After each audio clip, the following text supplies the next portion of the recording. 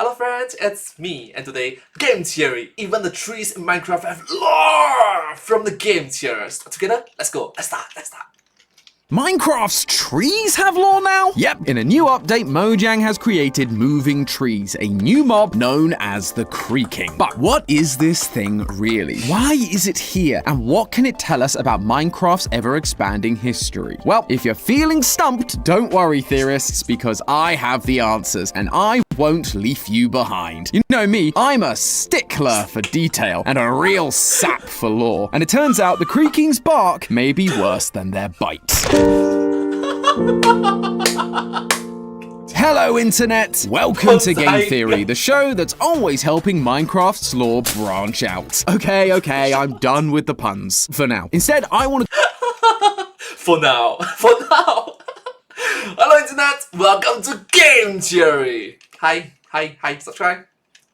talk to you guys about something I have been so excited for. Minecraft's new update, The Garden Awakens. Inside this update was a brand new biome called the Pale Gardens, a biome that Mojang says is supposed to feel like it's dying. And they nailed it. They've got new grey-colored moss, grey leaves, grey grass, grey wood, even the sky in the biome is grey. So as a Brit, I felt right at home. But it's the Awakens part where things get really crazy, because alongside all of these new grey blocks, a brand new mob has come out of the woodwork. Literally. It's called the Creaking, and while it looks like the trees surrounding it, it's a little more aggressive than your average tree. When you're looking at it, it'll be still as a, well, tree, but turn away and it's lights out for you. Don't blink. Blink and you're dead. They are fast, faster than you could believe. Don't turn your back. Don't look away, and don't blink. Again, with the British references. Mojang is practically begging me for a theory at this point. So I took a look, and let me tell you, theorists, for a mob that just seems like another reason to hate the Minecraft nighttime, this thing is oozing with sweet, juicy resin. I mean, lore. From how it spawns to how it dies, or doesn't, as the case may be, this one new mob paints a fascinating picture about Minecraft's history. And for once, it has nothing to do with the ancient builders. Hooray! Progress is being made. So watch your backs, theorists, because we are going to try and uncover the hidden lore of the Minecraft creaking. Let's start with the detail I've already mentioned. The creaking uses the same mechanics as the Weeping Angels from Doctor Who. The Weeping Angels were original monsters created for the show, with the core idea being, look at them, they stand still, look away, they get ya. However, that's really the only connection these two monsters have. The Weeping Angels' main goal was simple: send people back in time and feed off. Can we just acknowledge that was... Sorry. I should have watched this Now you know that it's authentic because I was jump scared by a video that just came out weeks ago, so... Yeah. Sorry. The temporal energy they left behind in order to stay alive. But we aren't getting sent back in time by the creaking. We're just getting bonked over the head with a big stick. So while it's a cool and definitely creepy mechanic, I don't think this is where Mojang is hiding the lore. Instead, the answers are actually being hidden in the same place the creaking are, inside the trees. If you hit a creaking, it won't take any damage, but you will get a trail of particles that lead you back to a specific tree in the forest. From the outside, this looks like just another tree, but chop away at it a little and you'll find another block known as the Creaking Heart. This is the thing keeping the creaking alive, so much so that the creaking can't walk more than 32 blocks away from it. It is literally tied to the tree where its heart is, and if you do as the game title suggests and mine this heart, the creaking will crumble before your very eyes. So while the creaking look like living trees, they're actually more like a physical manifestation of the tree's heart or spirit, connected to, but not physically the same as the tree they've spawned from. And once it's something similar to puppetry, I guess. It's like the soul, the main tree controls the puppet, I guess. I realized that, my mind was immediately taken to something I've talked about a surprising amount on this channel over the last year: Greek mythology. I'm sure my history teacher is delighted that I'm putting that ancient history module to good use. Here's to you, Mr. Bastable. You see, in Greek mythology, there are these spiritual beings known as nymphs. These are basically the personification of nature itself, and they are usually tied to a place, a landform, or, you guessed it, trees. All of these nymphs have different names, powers, and stories depending on the type of tree or place they are connected to. But for us today, the ones we need to focus on are the dryads, specifically the subcategory of hamadryads. The dryads were the nymphs associated with oak trees and were seen as the protectors of those trees, making sure they grew and that no one chopped them down. But the hamadryads had an extra reason to protect the forest. While regular dryads would just appear near the trees they were connected to, hamadryads were tied directly to the tree's life force. So if the tree died, so did the hamadryad. Are you beginning to see the connection? A personification of nature tied to the life force and location of a specific tree, namely one that is made of a type of oak. The creaking are Minecraft's version of the hamadryads from Greek mythology, which actually ties in really well with Minecraft's general ethos. The ancient Greeks had very strong feelings about respecting and protecting nature. It's why so many of their mythological creatures and gods are connected to nature and the elements, to show people what would happen if we didn't take care of the world we lived in. In one story, King Erysichthon, the king of Thessaly, cut down a sacred grove, and the dryads were so angered that they prayed to the goddess of agriculture, who made the king so hungry that no food fulfilled him, and eventually he ate himself. Yeah, Greek mythology is dark, man. If you've followed this channel for a while, you'll know that we believe that Mojang has been passing on the same message throughout Minecraft. The respecting nature part, not the eating yourself alive part. The story of the ancient builders is all about what happens when you over-harvest resources and don't respect the natural world. Mojang, drawing inspiration from the dryads, is them going back to their roots. Only this time, the roots are fighting back, and for good reason. I mean, just look at this place. The Pale Garden is grey, lifeless, and barren. When I first watched the trailer, the tree textures reminded me a lot of basalt, a rocky block that is made from lava, and the particle effects and mossy floors gave me ashy vibes, as if the forest had been burnt down. But this dying aesthetic that Mojang was striving for really becomes clear when you consider the Pale Garden's location. While the Pale Garden is a new biome, it's actually a variety of the dark forest and will only generate adjacent to that dark forest biome. The dark forest has luscious green leaves, rich dark wood, and plenty of flowers spread across the landscape. It really feels alive compared to what we're seeing in the Pale Garden, almost as if those parts of the dark forest biome are dying. They've been over-harvested, and now the spirits of the forest have literally come out of the trees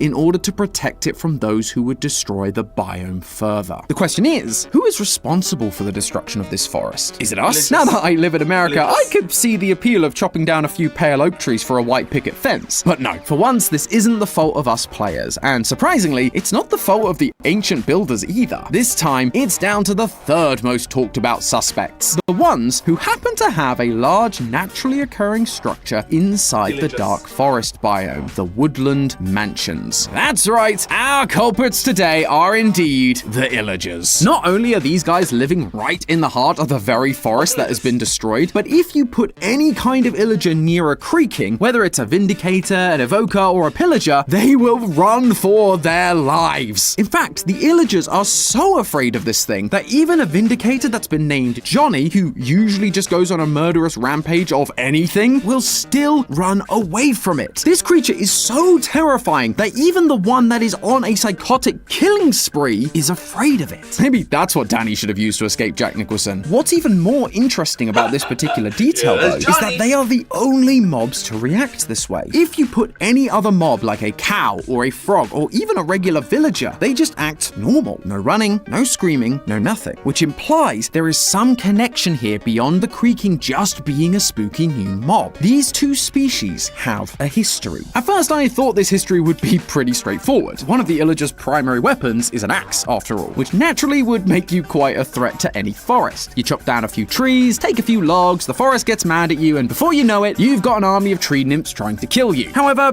Yep, that is pretty quite straightforward. That's bad blood. Taking revenge for it. Isn't that what you mean? What do you mean?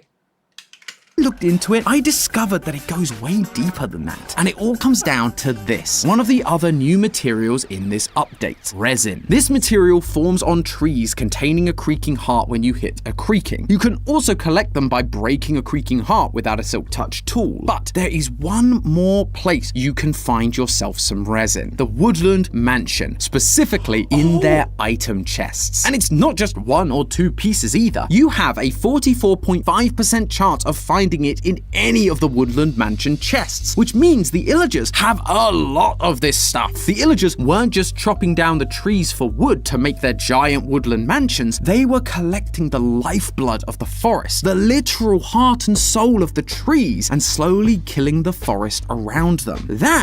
But why? Why do you over-harvest? Why do you over-harvest and not give them chance to regrow? It is the lack of respect for nature. It brings imbalance to nature if you over-harvest. It's bad. Why do you do that? Is why the creaking appeared. They came into being to defend the trees from the Illagers who wanted to destroy them. They struck fear into the Illagers, so much so that the Illagers had to stop using dark oak in their mansions, which is why their interior rooms that were built later on, used completely different planks like birch or oak. They even went so far as to grow their own trees inside the mansion with sapling farms. The Illagers were afraid that gathering more dark oak would anger the forest.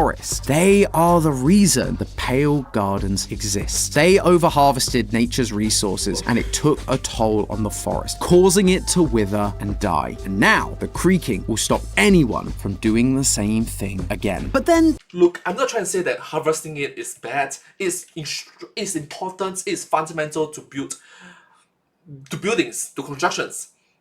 But if you over-harvest it and do not give them a chance to repopulate, to regrow again over a long period of time, you are disrespecting nature. And in this case, it fought back. It fought back hard.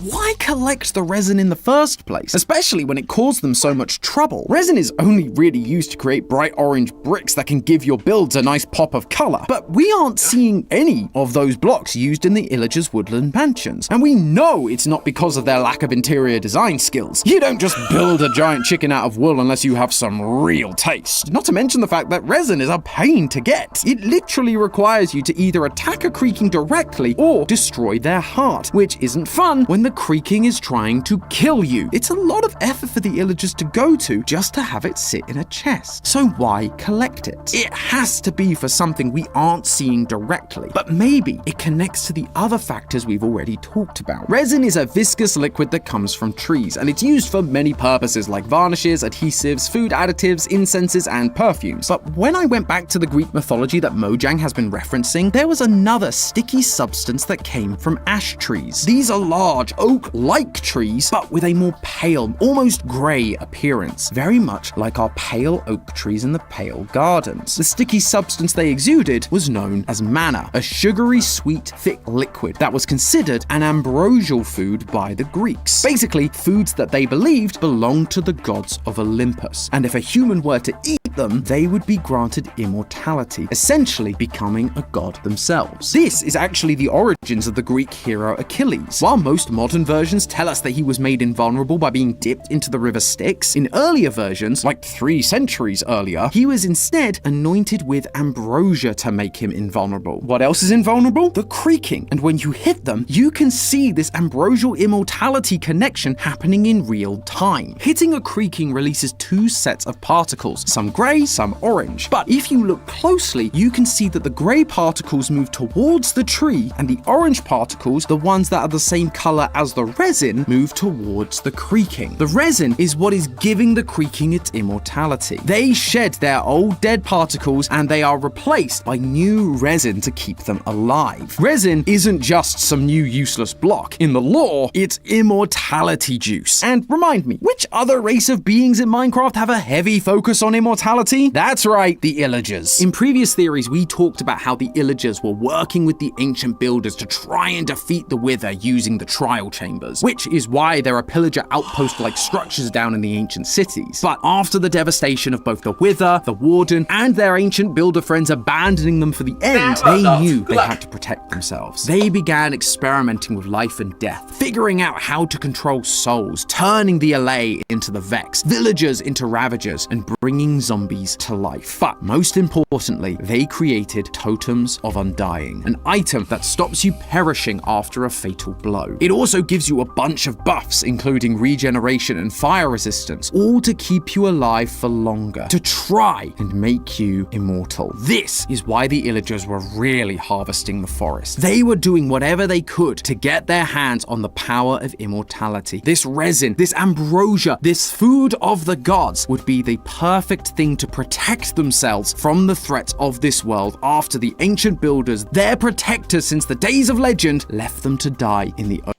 AKA, they want to cheat death.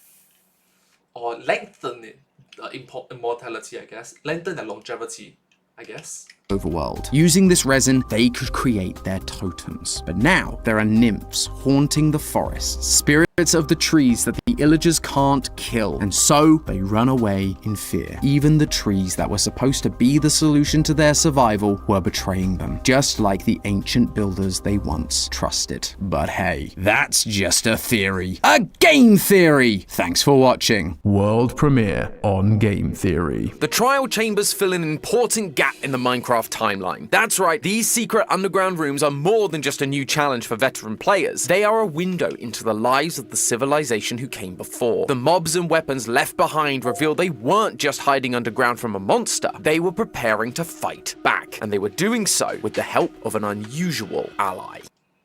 Alright, let me pause for a while first, and I want to go back to the meme. I want to take a look at the meme.